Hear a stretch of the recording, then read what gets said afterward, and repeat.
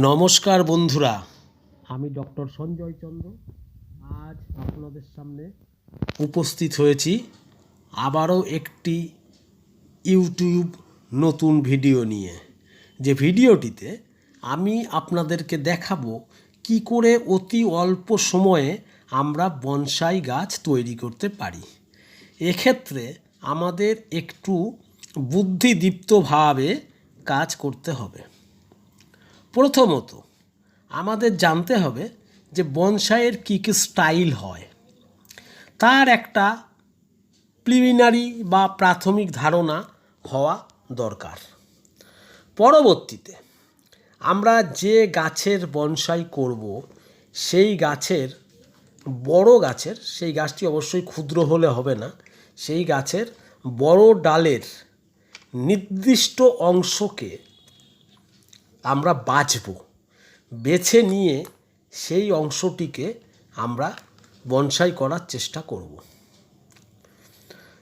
যে অংশটি বনসাই রূপ নেবে সেই অংশটির গোড়ার অংশে আমরা এয়ার লেয়ারিং বা গুটি কলম তৈরি করব।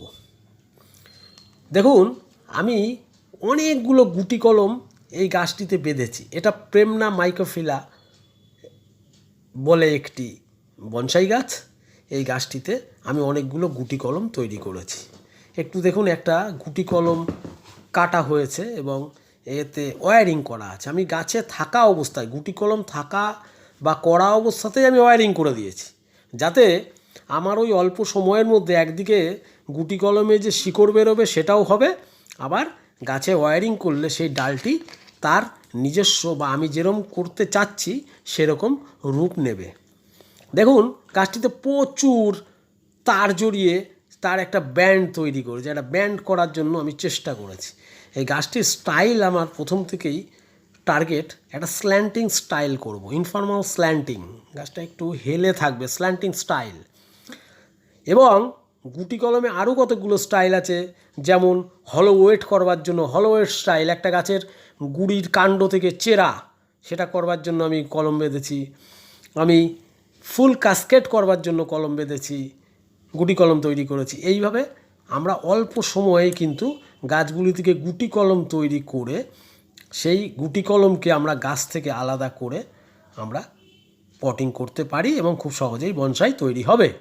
দেখুন, এই গুটি কলমটিকে আমি প্রচুর পরিমাণ তার জড়িয়ে তার প্রত্যেকটি ব্রাঞ্চগুলোকে আমরা ওয়্যারিং করেছি এবং প্রত্যেকটি ব্রাঞ্চকে আমরা নতুন সজ্জা দিয়ে বনসাইটা তৈরি করবার চেষ্টা করছি।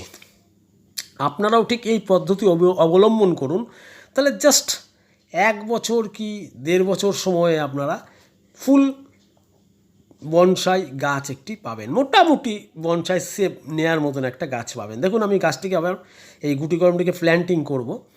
প্ল্যান্টিং করবার জন্য আমি এই গুটি কলমের প্লাস্টিক ছাড়িয়ে নিয়ে তার যে গুটি কলমের অংশ, সেই গুটি কলমের অংশে আমি একটু ফাঙ্গিসাইড দেবো, যাতে সেখানে আমাদের ফাঙ্গাস অ্যাটাক না করে। ফাঙ্গিসাইড দিয়ে আমি গুটি কলমের অংশটিকে ধুয়ে দিচ্ছি। ধুয়ে দেওয়ার পর সেটা নির্দিষ্ট মাটিতে আমি প্ল্যান্টিং করব। অবশ্যই এই প্ল্যান্টিং করবার সময় আমি একটা 6-7 ইঞ্চি পট নিয়েছি।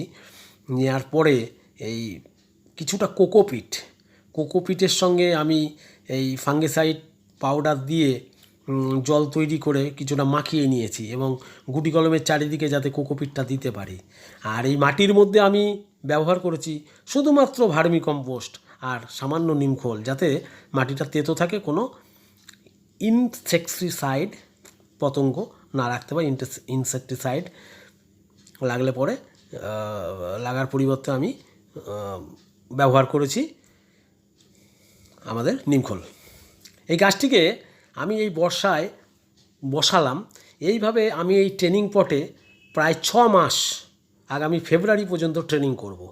এবং দেখুন আমি কিভাবে কোকোপিট দিয়ে এটাকে বসাচ্ছি, একটু হেলিয়ে স্ল্যান্টিং করে বসাচ্ছি। এইভাবে বসানোর পর দেখুন, প্রত্যেকটা ডালের আমি কিন্তু নতুন করে সজ্জা দেবো। সজ্জা দেওয়ার পর ফেব্রুয়ারি মাস নাগাদ আমি এটাকে কিন্তু আবার এই প্রত্যেকটা ডালের যে ব্রাঞ্চ বেরোবে সেগুলোকে আবার ওয়্যারিং করব।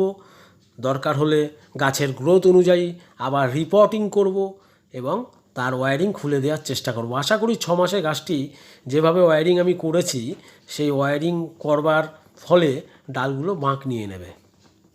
এর পরবর্তীতে ফেব্রুয়ারি মাস নাগাদ আমি কিন্তু এই গাছটিকে আবার নতুন রিপোর্টিং করতে পারি, সেটা সম্পূর্ণ নির্ভর করবে গাছটার গ্রোথের ওপর। এই মুহূর্তে দাঁড়িয়ে ঠিক 1 মাস পরে, যেহেতু প্রেমনা মাইক্রোফিলিয়া চিরসবুজ গাছ, তাই আমি কিন্তু সামান্য খাবার প্রদান করব 1 মাস পরে। ফলে এর ক্ষেত্রে কিন্তু কোনো ডরমেন্সি থাকে না, আমার যা অভিজ্ঞতা তাতে এর কোনো ডরমেন্সি থাকে না।